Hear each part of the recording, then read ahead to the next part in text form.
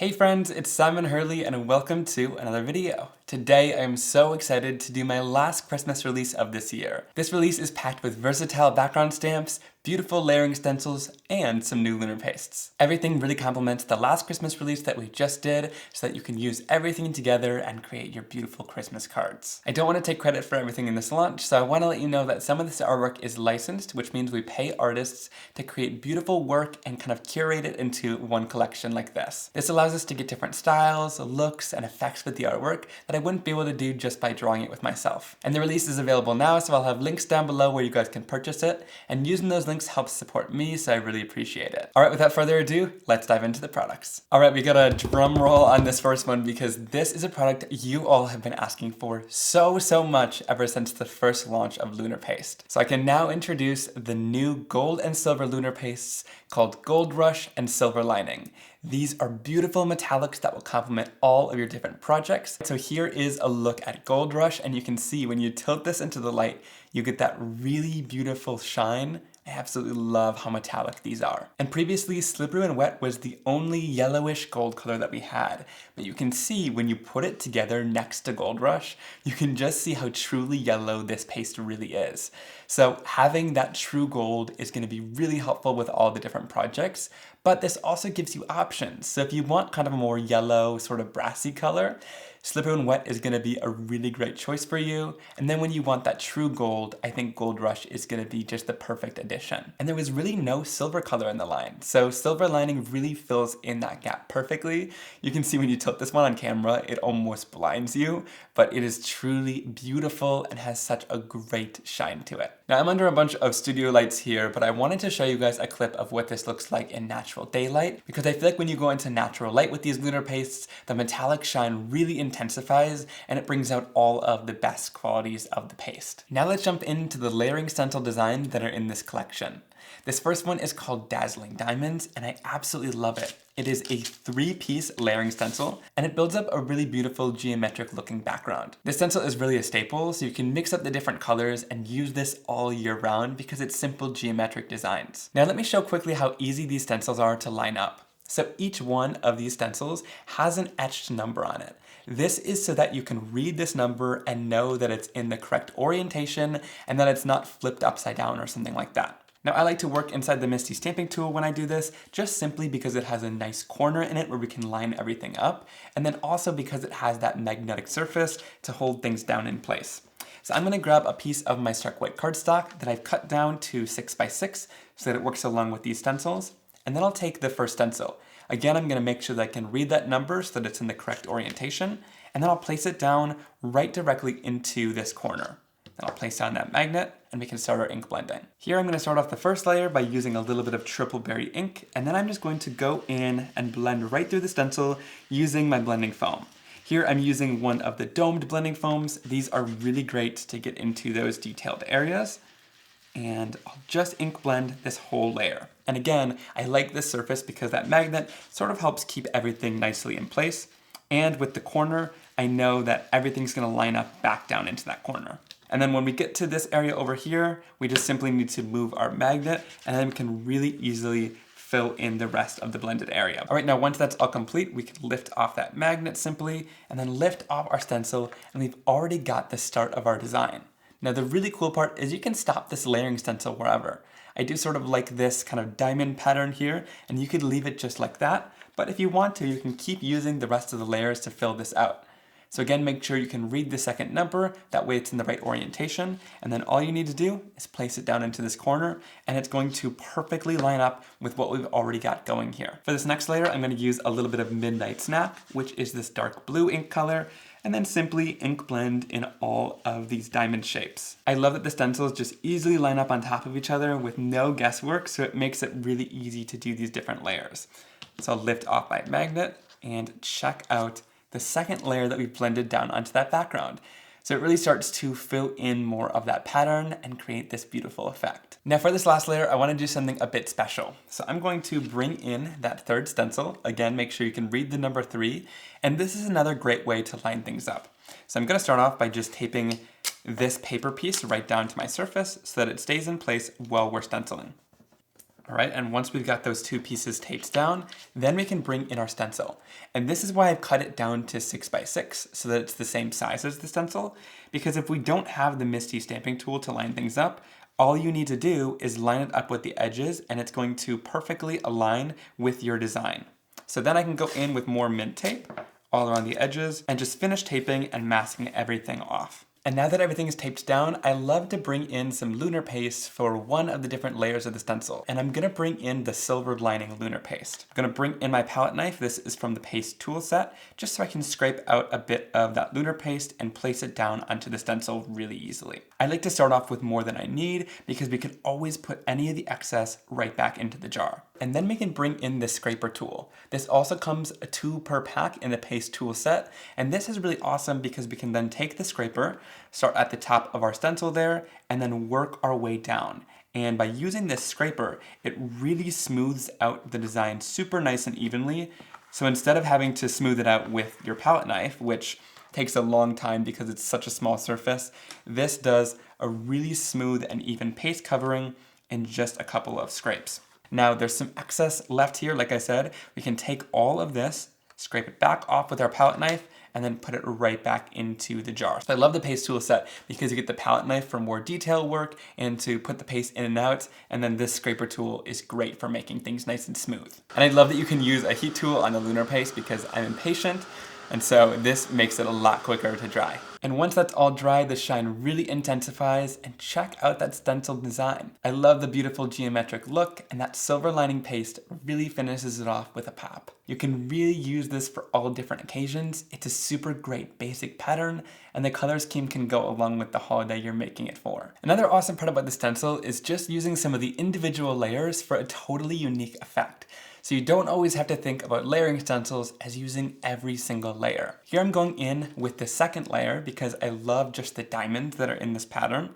Going to place this down onto a piece of my stark white cardstock, and I'm using the Make Art Station because I love the magnetic surface to hold down the stencil in place and not have it move or shift while I'm blending. For this first layer, I'm gonna start off by using a little bit of bee sting ink and my blending tool to just blend simply through all of these diamonds. I love the simplicity of this diamond layer because you can really use it for a lot of pattern building, as I'm going to show. So once I'm done blending, I'll lift this off the surface, and you can already see like this is just a cool stencil in itself. You get a nice sparse diamond pattern by just inking one time through this stencil. But let's say we wanted to build this design up a little bit. I'm going to quickly go through and spray this down with water just to clean our stencil off. You want to make sure you clean in between ink layers to make sure that your colors stay nice and true to how they should look. All right, now this is where the stencil started, right? But what if we shifted this stencil sideways like this so that the diamonds kind of meet each other and it fills it in with another diamond in between each row. And then I'll go in using a green ink like Fake Plant and just blend through this layer. So we've got a really great kind of festive color combination going on, but like I said, use any color combination you want, and this can be a great design for lots of different varieties of cards. Check out how cool that is. So now you have this cool kind of diamond sort of argyle pattern. They're still pretty spaced out, but it's got a really great two-tone effect to it, which I really like. But there's still room in between each one of these columns. So what I'm going to do is line up my stencil right in between these, evenly spaced. And for a little bit of color variety, I'm going in with a darker maroon color. Here I'm using Game Over, and I'm just going to blend all over this background. Super simple to apply the color. We're really building up our pattern. And then last but not least, I'm going to shift it over one more time and line this up so that again, it's filling in that last spot in the column there. And here I'm going to use Viper, which is a little bit more of an olive tone, again, to add a little bit of color variation and more dimension to the layers. And look at that beautiful diamond pattern that you get.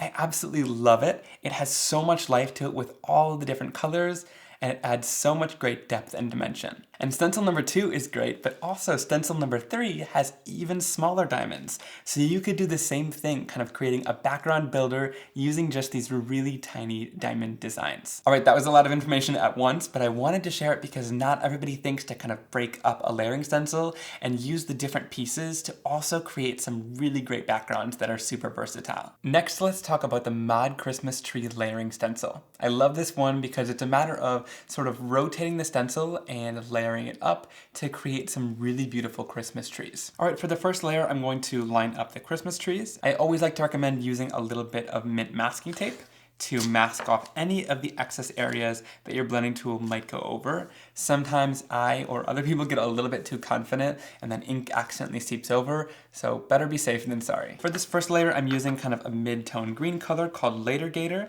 and I'm going to go in using my blending tool and kind of a lighter hand for this layer. We want a lighter green color.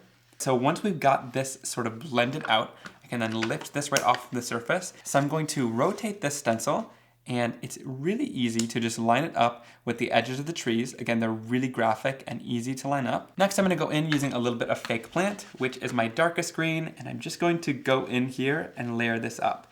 This is going to add lots of depth and dimension and shading to one side of the tree in a really graphic and bold geometric way. Now to add the little stumps to the trees, I'm just going to bring these right in, line them up in the center there. And then to fill in this area, I like to use a little bit of Gur on one of these little tiny detail blending tools to get into those smaller spaces. So I'll just go in and simply blend those off. And if you need to get into little areas without sort of worrying about lots of masking, these tiny little blending tools are great for getting the details. All right, now this last layer is your choice if you want to add it, but it's got some really great bubbles, a star, and some different embellishments you can kind of put on your trees. So I'm going to line this up, and again, it lines up pretty nicely with the shapes of the trees. Now for this layer, I like to use something that's opaque, so Lunar Paste is gonna do a great job at giving us lots of color and also shine on top of these. So I'm just going in using the palette knife and applying Lunar Paste on top, and you can get it into really small areas on these trees. Next, I'm using a bit of Gold Rush, and I really like this palette knife because it's really easily able to get into the details and do each tree individually like this. Lastly, we'll use a bit of Silver Lining and lay that right over top of the last tree, super simply. All right, then we'll peel this right off and check that out. And once that's all dry, I love the intense shine that it gives and all of the amazing detail it adds to those trees. Here you can see I used the trees in blue and I used some silver paste on top for a little bit more of an unconventional Christmas card, but I love how it turned out. Using sometimes those unique color combinations can really make your card stand out. Now inside of this stencil package, you also get the 3 tree cutouts that you can use to mask off the trees, or you can use them for some fun techniques like I'm gonna share. Now for this technique, I recommend using the shiny side of the stencil, and we're going to apply some ink down to it. So I'm starting off using a little bit of Later Gator, which again is gonna be that mid-tone green ink color. Working on top of a craft sheet here, and I'm just going to stamp on some ink on top of the surface. And I'll do this on the shiny side of all 3 of these trees. Then to add some shading, I'm using a bit of the darker color called Fake Plant, and I'm going to add it to the bottom edge of these 3 trees. So again, just lightly stamping on the color onto the surface and sort of blending them together in the center. All right, now for this technique, I'm gonna grab these guys by some little tweezers. These ones are from Altenew, and I love the fine detail hold they have. And then I'm going to go in and just spray this down with water to get the ink moving and blending on the surface, and place it right down onto the center of my card.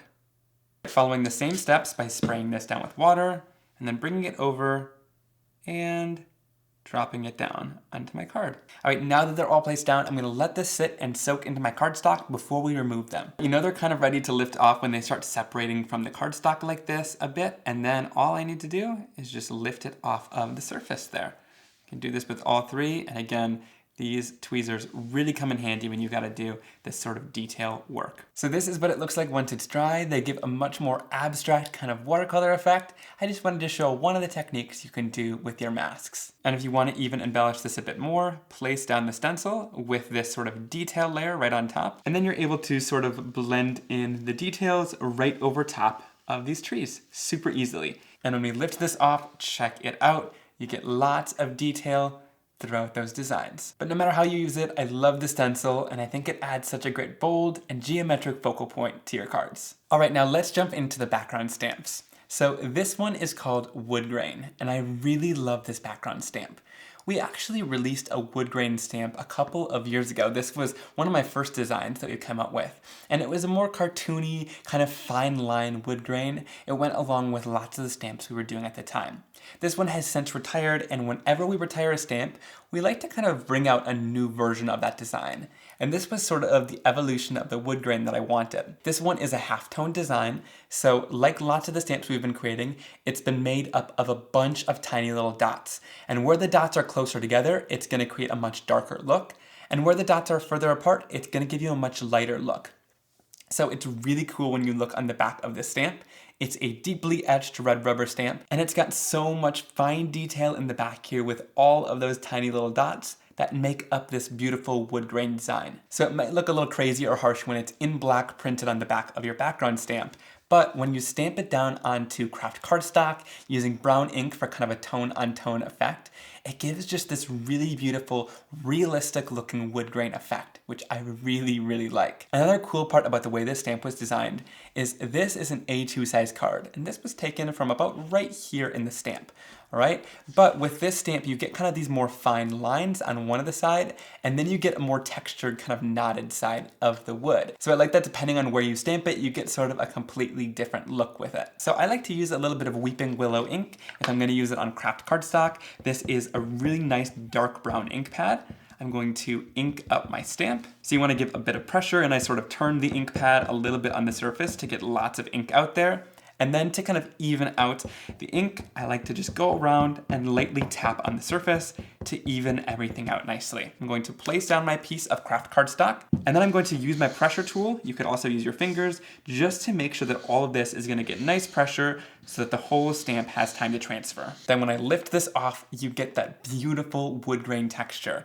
And check out just how realistic it looks. So here's a good example about how using each different side is going to give you a totally different looking wood grain effect. On here I used the left side of the design to get more of a marbled effect, and instead of stamping it in brown to kind of create a wood toned look, I stamped it with some blue Clear Skies ink, and this creates sort of a marble background, which I think is really cool. So you don't just have to use it as a wood grain, it creates that cool marbled and variegated texture. To finish these off, I'm going to quickly cut them out using my Fiskars Spring Assist scissors. They're pretty simple little tree shapes with not too much intricate detail, so it's incredibly easy to fussy cut them out and not have to take too much time to do so. Then I'm going to adhere these trees down using a little bit of foam tape to pop them up and add some dimension. For a sentiment, I'm using the Joyful Christmas Sentiments Glimmer Hot Foil Plate and die set. I really love this because all 5 sentiments are on one plate, so all you need to do is run it through your Glimmer Hot Foiling machine once to get all the sentiments foiled, and then die cut them once to get all the sentiments cut out. I keep all the extras in the back pocket so that I don't have to foil every single time,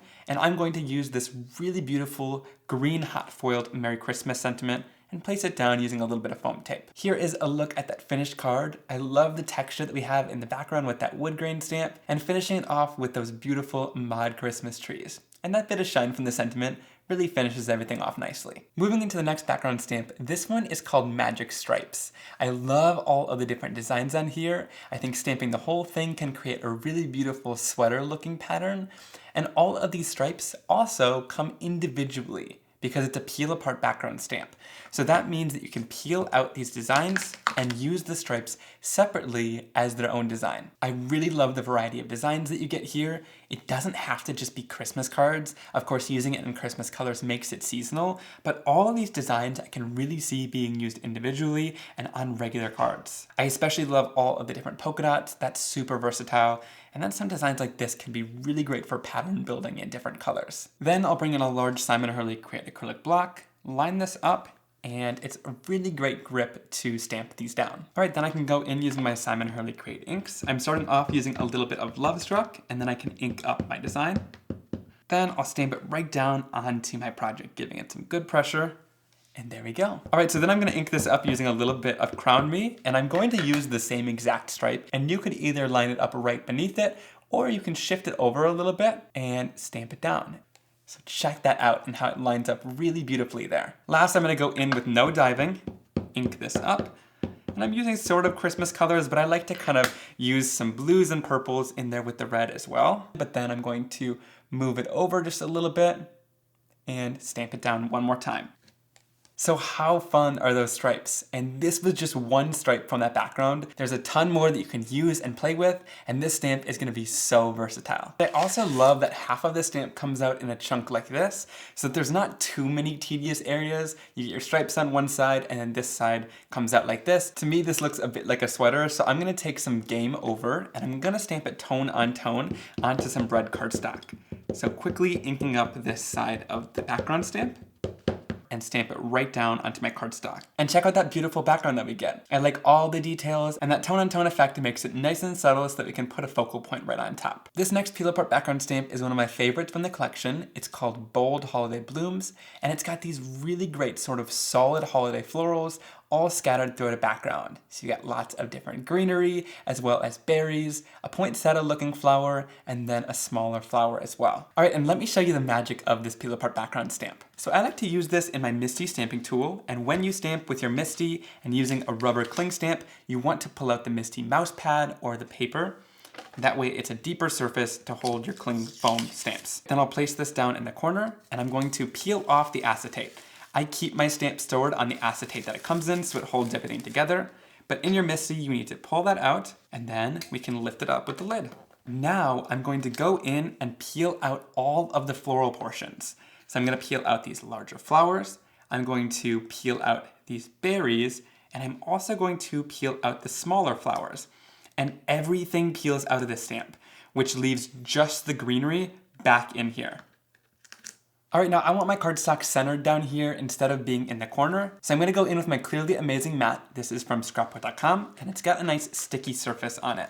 So then I can go in and place my stark white cardstock right down on the mat. This is gonna make sure that we don't just get the corner of the background stamp, that we get it kind of nice and centered. All right, now that we have just the greenery in here, I'm gonna go in using a little bit of Viper, which is a nice green color, and I'm just going to ink up this full background stamp. And this is all just the leaves, so it's all going to be that one color of green. Then I'm going to flip over my lid and press this right down onto the cardstock, giving it some good even pressure so that everything from that background transfers nicely. And the awesome part about doing this in our MISTI stamping tool is that if we need to stamp it again to get any more detail in our stamp, it's really easy to do so and have it land in the exact same spot. Once all that greenery is stamped, we can then go back in and start placing some of our flowers in. So I'm going to place them right back in, just like a puzzle. It's pretty easy to find the exact area because there's some that are chopped off on the sides. So you can really quickly place them all back into that stamp. Now, once all the flowers are pressed back into there, it's really easy. All we have to do is peel out the background stamp. And while you're doing this, I do it really slowly just so that I can make sure that all these images stay down in place because we want the flowers to stay on our stamping door. So all we need to do is carefully peel it out, and then if it's kind of coming up with the stamp, just press it back down into there, and it'll stay on the door of the MISTI. And just slowly and steadily peel this all back, and then the flowers are gonna be ready to be inked. For the largest flowers and the berries, I'm gonna go in using a little bit of the Love Struck ink pad and ink them up. And I'm just avoiding the smaller flowers in this section because I'm going to stamp those down using a different ink color. All right, so then I'll flip that over and stamp these right onto the surface. And because I can't help myself and I like some good depth and dimension, I'm gonna go in using a little bit of Game Over ink and add that to the center of these large flowers to get a little bit of depth to that color. I'll blend it out with a blending tool to make sure that the edges are gonna be nice and soft, and then we'll go in and stamp it down. Lastly, for the smaller flowers, I'm gonna go in using a little bit of Crown Me ink, and I'm just going to ink those up, and I like to do it separately just to give the background a little bit of variation. All right, and stamp those down. Check out that beautiful background. I love all the different florals and how we're able to peel it apart to get lots of different colors going on in this stamped image. To remove it from the sticky mat, I just kind of curl it up like that, and then your background comes off super easily. To clean off any sort of ink residue, I just go in using a bit of water, and then I'm going to use a lint-free cloth like a paper towel and just really lightly rub the ink off the surface. And since the Simon Hurley inks don't stain, they come off super easily. And you may think that I'm crazy for wetting a mat that has an adhesive, but once this dries, you can kind of let it air dry a little bit, it's going to go right back to being nice and sticky. So I just take that plastic sheet and stick it right back over top so that no dust gets in there and we're ready to use it for next time. To finish off this background, I want to give it a nice gold frame around the edge. And to make my own gold foiled paper, I'm going to go in using a little bit of Gold Rush Lunar Paste. I like to take a little bit on my finger, but you could totally use a blending foam or a blending sponge to do this as well. And I'm just going to go around the edge and add this all around. It's super easy to go in and apply really thin like this, and it only takes a matter of minutes to dry then, so you have a really nice, quick foiled metallic cardstock. It looks like a hot mess like this, but when we adhere it together, nobody will ever see that it wasn't a full sheet of cardstock. And I love that you're not wasting a full sheet of mirrored cardstock to just get that border. And there's that finished card. I love how this turned out by stamping down the background stamp using a bunch of different colors, and then finishing it off using Gold Rush to create that nice gold border. This background really stands out on its own without having to embellish the card too much. Now, while I love the background like this, it takes quite a bit of time. But what if I wanted to use these flowers individually on a card? I love how simple it is that you can peel out the different florals. So I'm going to use this one individually. I'll also use one of the smaller florals. And then with the greenery, we'll just stamp it down and cut it out. So I'm going to start off using a little bit of Love Struck all over this floral. Then I'll stamp it right down onto my Stark White cardstock. Now I also want to stamp down the smaller flower. For this, I'm going to use a little bit of Tripleberry ink. And if I want to, I can go in and add a bit of Crown Me, and we can roll on the ink pad as well. So I'm just gonna roll it onto the edge to get a bit of shading, and then I'll stamp it right down onto the card. When it comes to getting a bit of greenery that I wanna use, I'm just going to stamp a section. So here we have lots of greens. I'm going to go in using a little bit of Viper. I love this olive green color to switch it up with greens for Christmas. And then again, I'll mix in a little bit of fake plant, because everything in nature isn't just going to be one shade of green, so I like to kind of mix in different shades. All right, and when we lift that off, we get a bunch of greenery that we can then cut out and use. To finish this off, I'm just gonna go in using my Fiskars Spring Assist scissors and just cut really easily all around these florals. Again, they've got pretty simple lines, so it's easy to cut out. I leave a nice white border, and I also love these scissors because they spring back out at you, so your hands don't get tired when you're cutting images like this, and you can get a nice smooth line. All right, then I'm going to use a piece of foam tape, and I'm going to pop up this floral right on the middle of this sweater pattern. Then I'll add a bit of liquid adhesive down to the leaves, and we can tuck them and build a little bouquet right under those flowers. All right, then to add a little bit more depth, I'm going in using some Game Over on my blending tool, and I'm just going to blend it in from the top and bottom edges. This is just going to make the edges a bit darker and draw your eye to the center, which is going to be lighter. To finish off this card, I'm going to add the Deck the Hall sentiment, again from that Joyful Christmas Sentiments foiled greeting set. I love that you can peel apart those florals from the Bold Holiday Blooms set, so you can build your own bouquet like we did on this card. And those magic stripes in the background really add a great texture and dimension. All right, last but not least, I think this one is going to be a fan favorite. This background stamp is called Christmas Village, and I love it because it's got a bunch of different varieties of houses all throughout the village, kind of scattered through the background stamp, and then a ton of different varieties of trees as well. And lots of these you can peel apart and stamp separately. Some of these areas in the stamp are comprised of a bunch of little dots, just like a lot of my halftone stamps. So where you see this darkness, it's not going to stamp fully black there. It's just going to give a shaded effect with whatever color of ink you're using. I love the depth and dimension that those shaded halftone images create. Then when we lift it off the surface, check out the beautiful stamped image that you get. I love all the intricate detail of these little houses. Of course, this doesn't have to be a Christmas card either. If your neighbor just moved into the neighborhood, this could be a really fun stamp for that. And like I said, those halftone spots create some really great shading, but it's not too overwhelming and it's not too dark. Like I said, I think this one's gonna be a fan favorite. I'm obsessed with how it stamps out. You can peel these images out and use them separately to create your own scene. That's just what I'm gonna do. So I'm gonna peel out 3 of these different houses. And then I also want some of these trees out here as well to help build the scene. All right, so I've got an A2 size card just so I know kind of how big of a scene I'm building. I'm gonna place down 2 of these houses, and then I'm gonna go in using these trees and place them down around to create a little bit of a scene. Ink up my stamps, and then we can stamp it right down onto our Stark White cardstock. Some good pressure. And then once we've stamped that down, again, I love the shading that you get there. If you guys know me by now, you know that I'm gonna go in using a little bit of clear heat embossing powder. I like to throw this over top of my images before I do any coloring.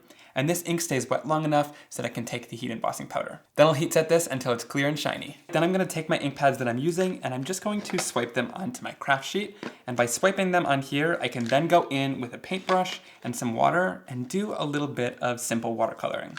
Alright, whenever I go in and do some watercoloring, I always like to start off just with a layer of clean and clear water. This gets the cardstock nice and ready to take any ink, because if you don't do this, the ink just sinks right into the cardstock and it's a little bit difficult to blend around. Alright, so I'll start off and go in and watercolor a wash of my first lightest color. Here I'm using Gur. And then to add a little bit of shading, I'm going to go in using a darker brown. Here I'm using some Weeping Willow and add that kind of around the edges and where things meet. And this coloring is super easy too, because it also gives natural depth and dimension wherever the shading was in the stamp, so you don't need to do too much coloring on any of these images. I'm going to do the same thing on the other house using some browns and grays to simply color it all in. Then I want to add this to a different background, so what I'm going to do is simply go in using my Fiskars Spring Assist scissors, and again, this is super easy to just cut right around these images. I'm going to leave a generous white border, and you don't need to go into too many of the details, just sort of separate this out from the top half of the card. That way we can add a different color background for sort of a night sky behind these houses. Now to finish off this background, I want to use some snowflakes, and I'm a firm believer in going back into your stash and using older supplies along with what you have that are new. So this one is called Stitch Snowflakes. It came out last year and it's still one of my favorite background stamps. Check out how much detail it has in all of these beautiful snowflakes. I'm going to use a little bit of clear sticky Versamark ink and ink up this whole background stamp.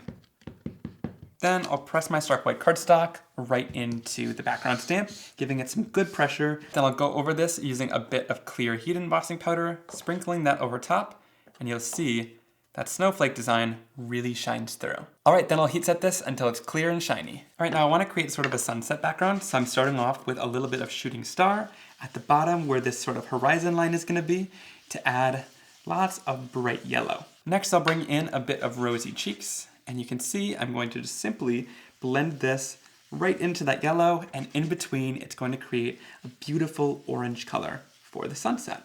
And you can see just how beautifully these inks blend together without any effort. Next I'm going in using a little bit of No Diving. I really like this mid-tone blue color. It's such a great and intense color. Then up at the top I want to make it nice and dark, so I'm going to go in using some Midnight Snack ink to darken that edge. To give even more intensity and shading to that edge, I like to go in with a little bit of shady right at the end.